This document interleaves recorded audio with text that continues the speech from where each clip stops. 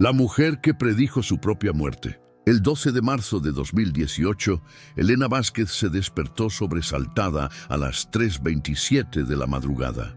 Su corazón latía con fuerza, su respiración era entrecortada. No era una pesadilla común, era algo más profundo, más vívido, más perturbador.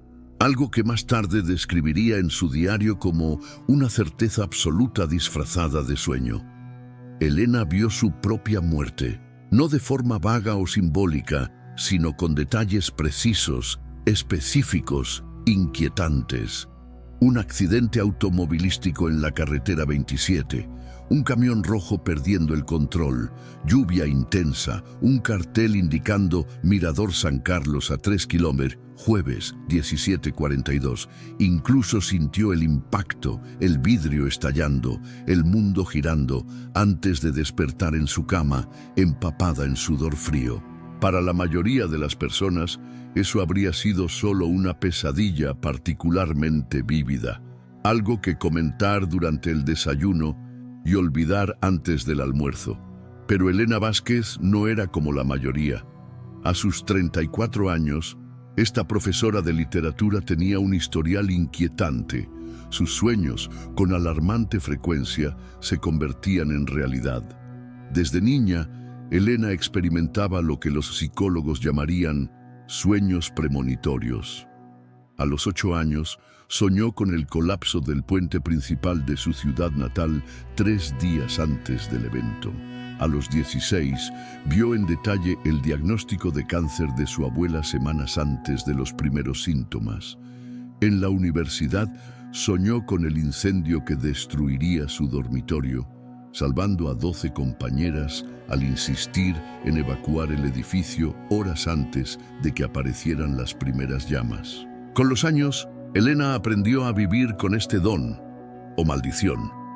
Aprendió a distinguir los sueños comunes de las visiones premonitorias.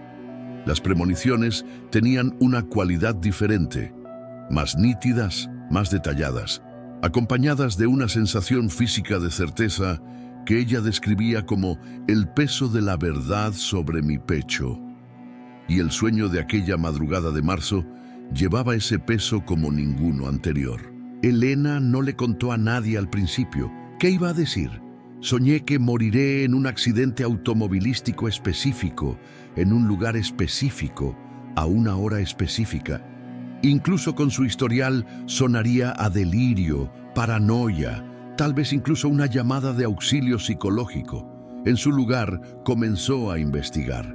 La carretera 27 existía a 40 kilómetros de su casa. El Mirador San Carlos era una atracción turística recién inaugurada. Todos los elementos de su sueño correspondían a lugares reales, accesibles, posibles. Durante 2 semanas, Elena vivió en un estado de suspensión existencial. Continuó enseñando, corrigiendo exámenes, encontrándose con amigos, pero cada momento estaba sombreado por la conciencia aguda de un plazo final que se aproximaba. Comenzó a llevar un diario detallado, registrando no solo sus pensamientos, sino evidencia de sus premoniciones anteriores. Si esto es real, escribió el 20 de marzo, me quedan exactamente 37 días de vida. ¿Cómo debe vivir alguien sabiendo exactamente cuándo y cómo va a morir? La pregunta no era retórica. Elena empezó a investigar. Leyó sobre pacientes terminales, sobre condenados a muerte, sobre diagnósticos fatales. Buscaba un manual para su situación imposible, una guía para vivir con la muerte marcada en el calendario. El 1 de abril, Elena finalmente compartió su secreto, no con su familia ni amigos, sino con el doctor Roberto Méndez, un investigador en neurociencia especializado en fenómenos de percepción extrasensorial. No buscaba salvación, explicó en su correo inicial, buscaba comprensión. El doctor Méndez, inicialmente escéptico pero intrigado por el historial documentado de Elena, aceptó reunirse con ella. Durante 3 sesiones intensivas, la sometió a una batería de pruebas, electroencefalogramas durante el sueño, resonancias magnéticas, evaluaciones psicológicas extensas. Los resultados fueron inconclusos, pero provocadores. El cerebro de Elena mostraba actividad inusual en el lóbulo temporal y la amígdala durante episodios de recuerdo premonitorio. No puedo explicar cómo ves el futuro, admitió el doctor Méndez en su última sesión. Pero los datos de tu cerebro sugieren que realmente crees que lo ves. Y tu historial documentado es difícil descartarlo como simple coincidencia. ¿Entonces cree que moriré el 26 de abril? Preguntó Elena directamente. Creo que tú lo crees, respondió el científico con cautela. Y eso en sí mismo es fascinante, pero no particularmente útil para alguien que cuenta los días que le quedan.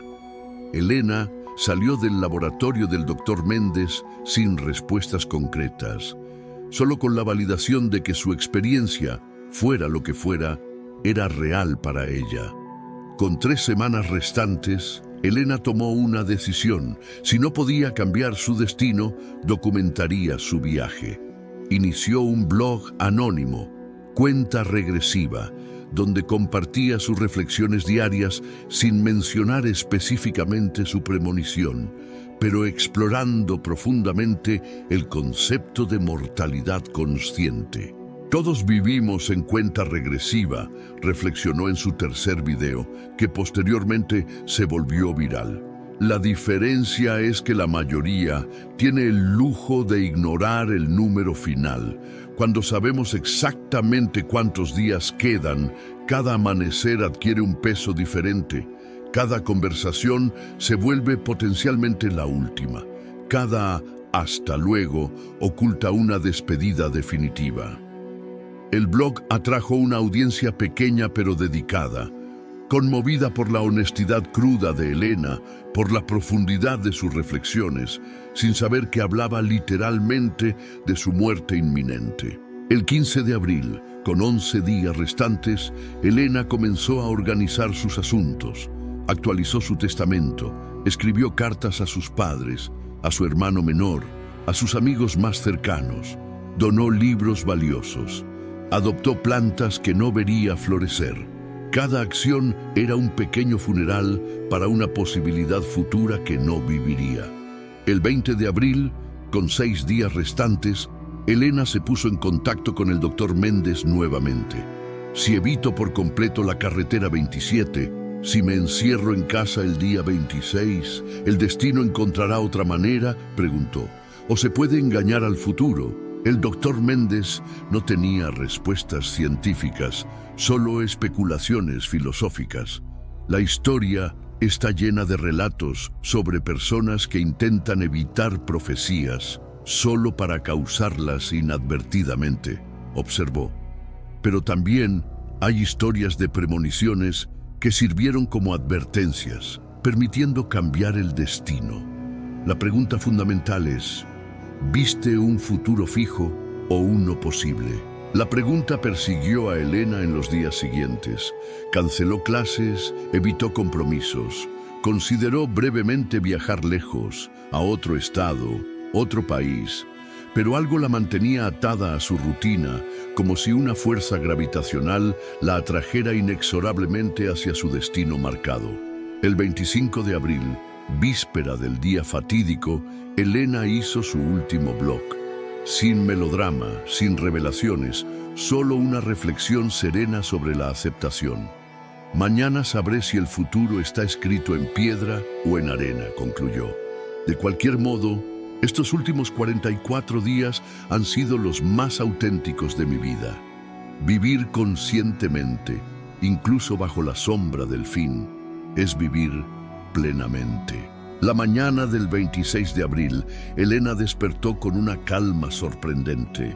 Preparó un desayuno elaborado, escuchó su música favorita, releyó fragmentos de libros queridos. A las 16:30 tomó una decisión. Agarró las llaves del coche. Lo que ocurrió después fue documentado en múltiples fuentes: informes policiales, noticias locales, testimonios de testigos y, más significativamente, grabaciones de cámaras de seguridad en la carretera 27. A las 17:35, Elena Vázquez conducía por la carretera 27 bajo una lluvia intensa.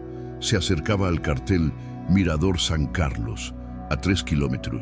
Frente a ella, un camión rojo comenzó a derrapar, el conductor perdiendo el control en el pavimento mojado. Lo que captaron las cámaras desafió todas las expectativas. En lugar de seguir en su carril, en rumbo de colisión con el camión fuera de control, Elena giró deliberadamente hacia el arcén, desacelerando rápidamente. El camión pasó girando frente a ella, chocando contra la barrera central. Elena salió de su coche y corrió hacia el camión volcado. El conductor, Marco Silveira, de 42 años, estaba atrapado entre los hierros, inconsciente, sangrando profusamente. Con la ayuda de otro conductor que se detuvo, Elena logró alcanzarlo a través del parabrisas roto y aplicar presión sobre una herida arterial en su cuello, manteniéndolo con vida hasta la llegada de los paramédicos exactamente a las 17:42, la hora exacta en que, según su sueño, habría muerto. Si ella no hubiera estado allí, exactamente en ese momento, con la presencia de ánimo para actuar de inmediato, el señor Silveira seguramente habría muerto, declaró posteriormente el jefe de los paramédicos. Nunca vi a alguien tan sereno en una situación tan caótica. Era como si supiera exactamente qué hacer, como si hubiera ensayado para ese momento. Cuando los reporteros le preguntaron cómo había reaccionado tan rápido, Elena ofreció solo una sonrisa enigmática. Digamos que tuve tiempo para prepararme. En los días siguientes, mientras Marco Silveira se recuperaba en el hospital, surgieron detalles sorprendentes. Era padre soltero de 2 niñas gemelas de 7 años. Transportaba equipos médicos urgentes para un hospital infantil. Su muerte habría desencadenado una serie de tragedias en cascada. Una semana después del accidente, Elena visitó a Marco en el hospital. La conversación que tuvieron se mantuvo privada, pero enfermeras informaron que ambos lloraron y rieron, como viejos amigos reunidos tras una larga separación. El doctor Méndez, al analizar los eventos, ofreció una teoría provocadora. Tal vez lo que Elena vio no fue su muerte, sino un momento crucial donde su presencia era necesaria. El cerebro, incapaz de procesar completamente información que desafía nuestra comprensión lineal del tiempo, interpretó la visión como su propia muerte, cuando en realidad era un llamado para salvar otra vida. Elena eventualmente reveló toda la verdad en su blog, que explotó en popularidad. Cuenta regresiva se transformó en un fenómeno global, con millones de personas siguiendo sus reflexiones sobre premonición, destino, libre albedrío y propósito. No sé si cambié mi destino o si cumplí exactamente el papel que estaba destinada a desempeñar, reflexionó Elena en su video más visto. Tal vez la premonición nunca fue sobre mi muerte, sino sobre mi elección. Tal vez el futuro no sea fijo, sino moldeado por nuestras decisiones en momentos críticos. O tal vez existan múltiples futuros posibles y nuestros sueños sean vislumbres de caminos que podemos elegir, seguir o evitar. Un año después del incidente, Elena publicó un libro, Reescribiendo el futuro, detallando su experiencia y explorando casos similares en todo el mundo. Se convirtió en profesora visitante en varios departamentos de neurociencia, incluyendo el laboratorio del Dr. Méndez, donde se están llevando a cabo nuevos estudios sobre percepción temporal y premonición. Marco Silveira y sus hijas se convirtieron en parte de la vida de Elena. Ella no solo salvó mi vida, declaró Marco en una entrevista. Me mostró que existen fuerzas en el universo más allá de nuestra comprensión, pero no más allá de nuestra capacidad de respuesta. En cuanto a Elena, continúa teniendo sueños vívidos. Algunos se materializan, otros no. La diferencia ahora, explica, es que veo cada premonición no como una sentencia, sino como una posibilidad, no como un destino inevitable, sino como información que puedo usar para navegar el río del tiempo con mayor sabiduría. El caso de Elena Vázquez sigue siendo uno de los ejemplos mejor documentados de premonición aparente con consecuencias verificables. Para los escépticos, es una coincidencia extraordinaria combinada con autosugestión. Para los creyentes, es evidencia de percepción más allá de los límites convencionales del tiempo. Para Elena, es simplemente su realidad. Una realidad donde el futuro susurra advertencias a quienes estén dispuestos a escuchar, y donde la muerte marcada en el calendario puede no ser el final de la historia, sino solo el comienzo de un capítulo más profundo. Todos tenemos premoniciones, concluye Elena en sus conferencias. Ese escalofrío inexplicable, esa certeza repentina, ese sueño que persiste. La cuestión no es si podemos ver el futuro. La cuestión es, cuando vislumbramos lo que está por venir, ¿tendremos el valor de actuar?